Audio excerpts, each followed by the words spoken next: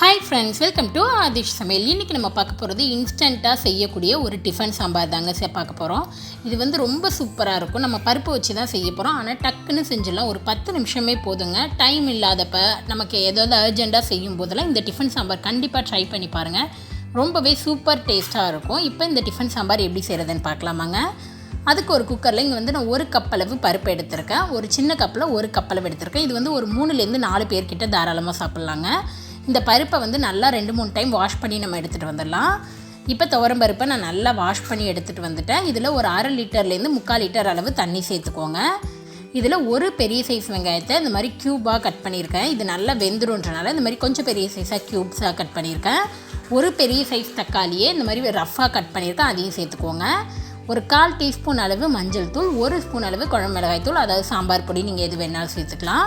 இதுக்கு தேவையான அளவு உப்பு, இது எல்லாத்தையுமே சேர்த்து விட்டுருங்க. இதை வந்து குக்கர் மூடி போட்டு இதை ஒரு 3லேருந்து 4 விசில் கிட்ட விட்டு எடுத்துக்கலாம். நல்லா குழைய வெந்து வரணும். இதை லைட்டாக மேஷ் பண்ணி விட்டுட்டு நம்ம சாம்பார் ரெடி பண்ணிவிடுவோம்.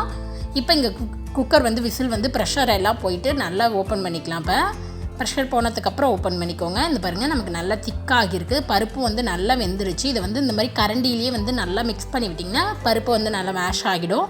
அப்படி இல்லை அப்படின்னா நீங்கள் மற்ற கூட வச்சு மேஷ் பண்ணிக்கலாம். நான் வந்து லைட்டாக கரண்டிலேயே மிக்ஸ் பண்ணி விட்டுடுறேன். ஸோ இந்த கன்சிஸ்டன்சி நமக்கு போதும். இப்போ பாருங்கள், நல்லா மிக்ஸ் பண்ணியாச்சு. இப்போ நம்ம சாம்பாருக்கு ஒரு தாளிப்பு கொடுத்துடலாம். அதுக்கு ஒரு கடாய் வச்சுருக்கேன். ஒரு 2 ஸ்பூன் கிட்ட எண்ணெய் சேர்த்துக்கோங்க. எண்ணெய் சூடானதும் 1/2 டீஸ்பூன் கடுகு, 1/2 டீஸ்பூன் அளவு ஜீரகம், கொஞ்சம் பெருங்காயத்தூள், ஒரு 2 வரமிளகாய் எல்லாத்தையும் சேர்த்து தாளிச்சுக்கோங்க. இதோட கொஞ்சம் கருவேப்பிலை சேர்த்துக்கலாம்.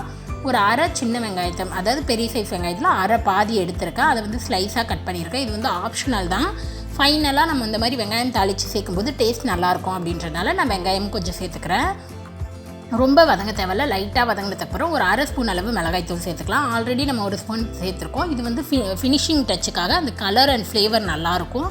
ஸோ காரத்துக்கு எவ்வளோ தேவையோ நீங்கள் அந்தளவு பார்த்து ஒரு 1/4 டீஸ்பூன் 1/2 டீஸ்பூன் சேர்த்துக்கோங்க. இதில் வேக வச்சு எடுத்து வச்சுருந்தா பருப்பை சேர்த்து விட்டு நல்லா மிக்ஸ் பண்ணி விட்டுருங்க.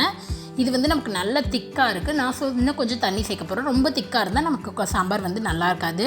ஒரு 1/2 லிட்டர் அளவு மறுபடியும் சேர்த்து விட்டு நல்லா மிக்ஸ் பண்ணி விட்டுருங்க. இந்த கன்சிஸ்டன்சியில் இருந்தால் கரெக்டாக இருக்கும். நமக்கு சாம்பார் வந்து டிஃபன் சாம்பார் கொஞ்சம் வாட்டரியாக இருந்தால் தான் நல்லாயிருக்கும் டேஸ்ட்டு.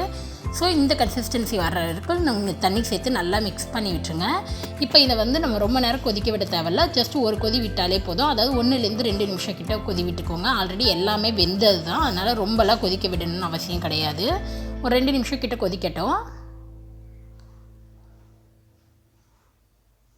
இப்போ இங்கே சாம்பார் வந்து ஒரு 2 நிமிஷம் கிட்ட நல்லா கொதிச்சிருச்சு. பாருங்கள், நம்ம கரெக்டான கன்சிஸ்டன்சியில் வந்துருச்சு. உங்ககிட்ட கொத்தமல்லி தழை இருந்துச்சுன்னா ஃபைனலாக பொடியாக நறுக்கி சேர்த்துட்டு மிக்ஸ் பண்ணி விட்டுட்டு அடுப்பு ஆஃப் பண்ணிக்கலாம். நான் இன்றைக்கி கொத்தமல்லி தழை இல்லைன்றனால எதுவுமே சேர்க்கல. அவ்வளோதான். ரொம்பவே சூப்பரான இன்ஸ்டண்ட்டான பருப்பு போட்டு டிஃபன் சாம்பார் ரெடி ஆகிடுச்சுங்க. இது வந்து இட்லி, தோசை எல்லாத்துக்குமே ரொம்ப சூப்பராக இருக்கும். டக்குன்னு செஞ்சிடலாம். மற்ற சாம்பார் வைக்கிறத விட இது ரொம்பவே டைம் சேவிங்காகவும் இருக்கும். கண்டிப்பாக இந்த டிஃபன் சாம்பார் நீங்களும் ட்ரை பண்ணி பார்த்துட்டு எப்படி இருந்ததுன்னு மறக்காத சொல்லுங்கள். உங்களுக்கு இந்த வீடியோ பிடிச்சிருந்துச்சுன்னா மறக்காத நம்ம சேனலை சப்ஸ்கிரைப் பண்ணிக்கோங்க. கூடவே இருக்கிற பெல் பட்டனை ப்ரெஸ் பண்ணுங்கள். அப்போ தான் எப்போ வீடியோ போட்டாலும் நோட்டிஃபிகேஷன் வரும். நெக்ஸ்ட்டு ஒரு நல்ல ரெசிபியில் உங்களை பார்க்குறது வரைக்கும் பாய்.